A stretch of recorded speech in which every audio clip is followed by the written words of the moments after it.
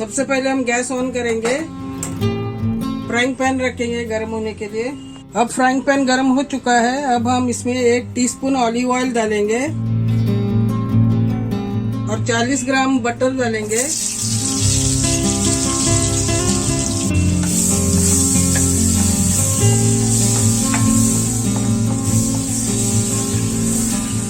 अब हम इसमें एक बारीक चॉप किया हुआ प्याज ऐड करेंगे, इसे अच्छी तरह से चलाएंगे।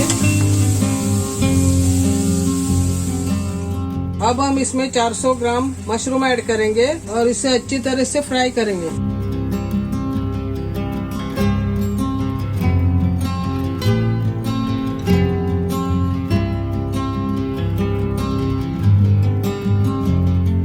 अब हम इसमें 1 teaspoon black pepper powder add करेंगे, स्वाद अनुसार नमक ऐड करेंगे और इसे अच्छी तरह से चलाएंगे। इसमें 3 टेबलस्पून हरा धनिया चॉप किया हुआ ऐड करेंगे, इसे अच्छी तरह से मिक्स करेंगे।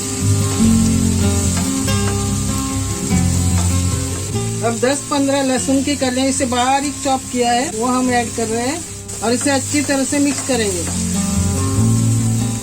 अब हम इसमें 1 टीस्पून विनेगर ऐड करेंगे और इसे अच्छी तरह से चलाएंगे।